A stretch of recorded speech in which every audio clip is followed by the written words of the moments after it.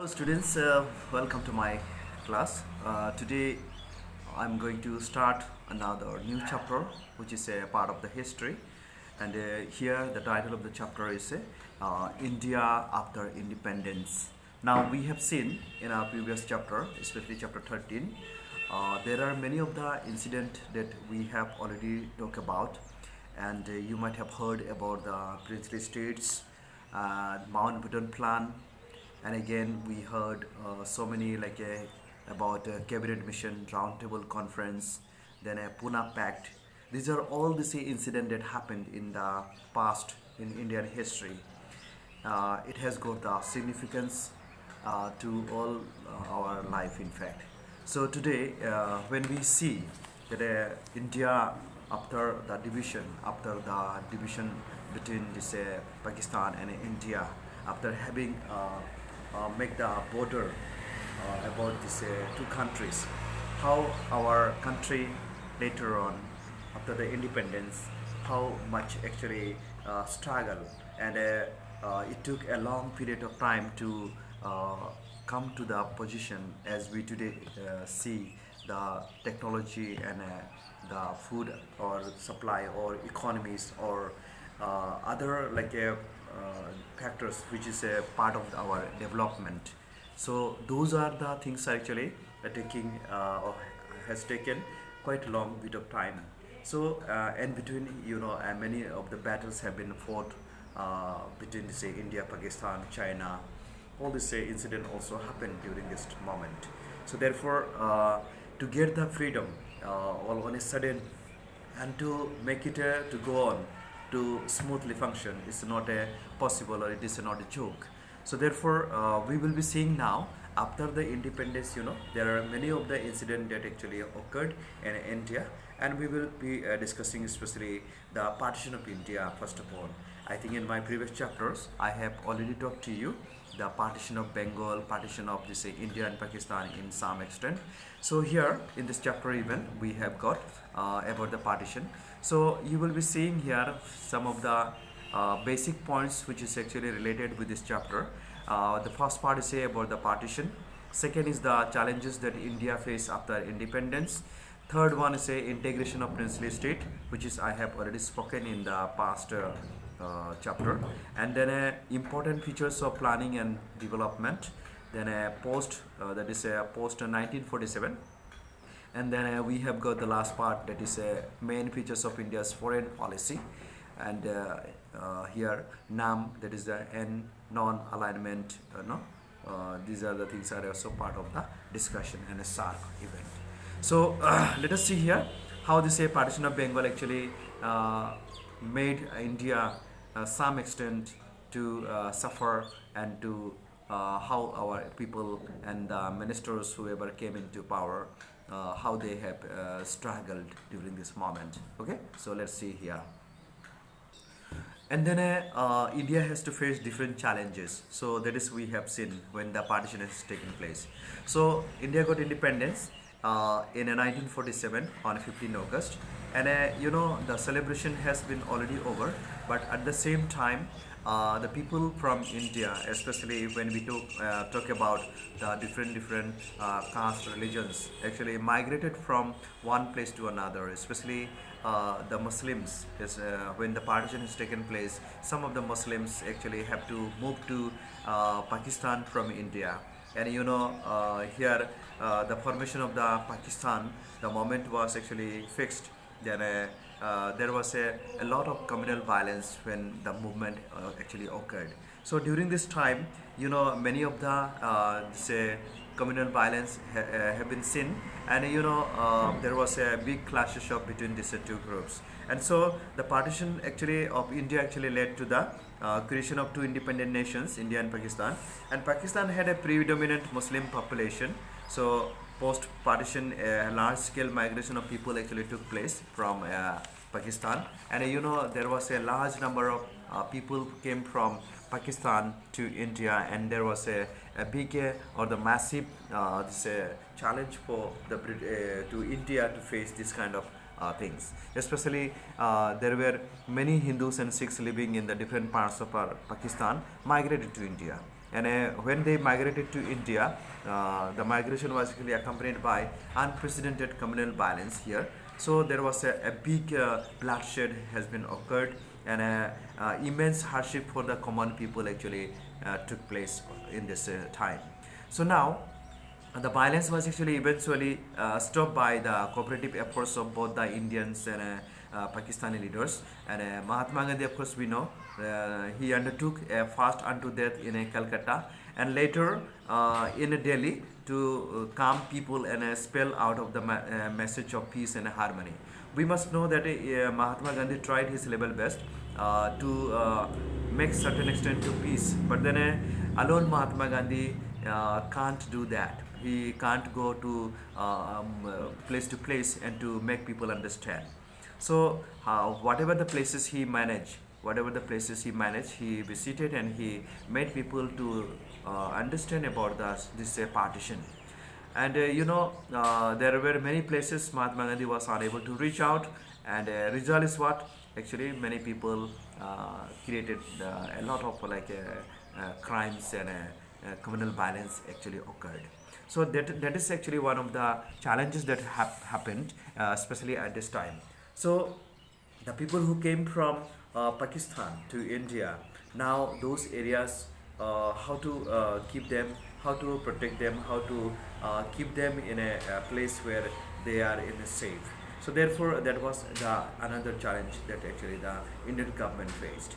So here, when this the partition took place, so a huge number of refugees actually came to India, and then there was a refugee camp, and as this refugee camp was functioning, gradually this refugee camps actually formed into a colony, and then people gradually took shelter over there, and then started making the houses, and gradually that became a kind of like a colony, and so that way the things actually took place. So therefore, here we can find there were many of the people, especially a kind of like a conversion, a kind of like a accepting this kind of things. Gradually people started understanding each other, and then here the refugees put immense pressure on the already weak Indian economy.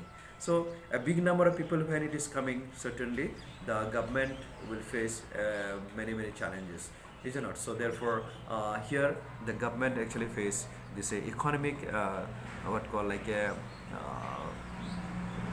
kind of like challenges, and economy the growth of this economy was certain extent actually decreased, okay, declined. So that is about our the first part of the migration that has been occurred. The next part we have seen the integration of princely states. So this part I have explained you in my previous chapter when we were discussing about the Mountbatten plan.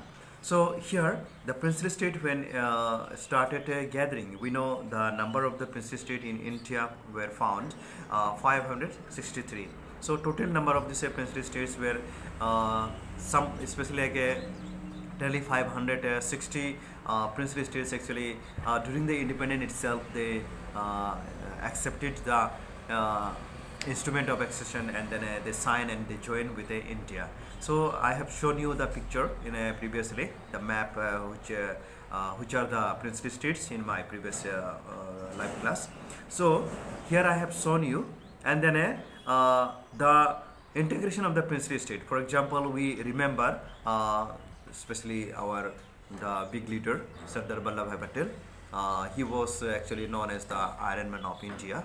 So why he is known as the Iron Man of India? Because he has taken the big role, especially he led many of the princely states to come contact and then to join India, and where there was a bit issues found, so those issues actually he tried to sort out, and then today we can see the huge India, is it not? Otherwise if you see 563, if this princely state could have been functioned independently, then India could have been very small right now, is it not? So that is we have seen. So we have found that Sardar Vallabhbhai Patel took a very keen interest. Rather he has taken a little pain on that, and then he made every bit of things to in the right position. Okay. So here uh, especially the names I have mentioned already before, that Junagadh, Hyderabad, Kashmir, all these areas, all these states were under the princely states. And so how this Junagadh came, in a summary it is given here. The people of like a princely state of like a Junagadh in Gujarat, we know already that they wanted to join India, but here the Nawab, one who was actually the ruler, he wanted to join Pakistan because he was a Muslim. But majority people of this area is Hindus. So there was a plebiscite was conducted, then a maximum like a 99.95 is not percentage of the people actually joined this Indian favor. So this Junagadh came under the Indian territories. Then again we have got another place that is about the Jammu and Kashmir. Jammu and Kashmir also part of the our India became later on, especially when Maharaja Hari Singh of Kashmir was actually unsure about joining India or Pakistan. So he was very much confused, and he saw that there was a tribesman from Pakistan crossed the border and then they attacked Jammu and Kashmir. So he saw that the system that in Hyderabad has happened. Hyderabad was actually annexed by Indian government. So he also thought that Pakistan is entering to this Jammu and Kashmir, and Pakistan perhaps may go to the in the hand of the Pakistan, especially Jammu and Kashmir will go to the in the hand of the Pakistan. So this king, especially Hari Singh, actually he rushing he came and then he signed the instrument of accession with Jawaharlal Nehru, and so it became the from the princely state it became the one of the states later on. Okay, so here you can find Junagadh, then Hyderabad, then you can see Jammu and Kashmir. So here also there was a lot of issues actually were going on. Even today we can find in Jammu and Kashmir a lot of problem is there. I think our country's most of the economy is maybe getting down because of the a lot of number of arms and ammunitions and armies were actually supplied to this area to protect. It means these areas are actually sensitive areas compared to Hyderabad and Junagadh. But today we can find in Jammu and Kashmir a lot of problem is also occurring. So that is about the how this princely states were actually joined. Another things happen in this time, that is about the integration of French and Portuguese territories. It means after having got this independence of India, and yet there were many of the foreigners have not gone to or they have not left their states and to gone away to their own country. So those are the countries those are the states were found here. That is about especially after the independence also. You can see under the British, Pondicherry, Karaikal, Mahe, Yanam, Chandranagar. These are all these places were actually under the French occupation. Okay, and here especially by 1954, you must remember 1954.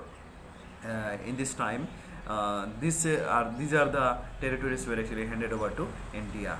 So that is we can find. Another thing we find in this region, that is the Portugal especially continued their rule over Goa, then Daman and Diu, Dadra and Nagar Haveli. So these people of this especially these are the territories were actually under this Portugal. So these Portugals were also removed from here, and then the people of Goa actually fought for their freedom under the leadership of Tristão, that is Cunha, that is given here. And ultimately the Portuguese territories were actually integrated with India in the year of 1961. So this way most of the activity was actually done here. And so when you look at the all the history of our India, it's really incredible. Means a lot of history has occurred It may say right from the beginning, India, invaded by different foreigners, and how much the India has to face so many challenges in every time. So in my next class, I will talk about the framing of the Constitution. Okay, so see you. Thank you.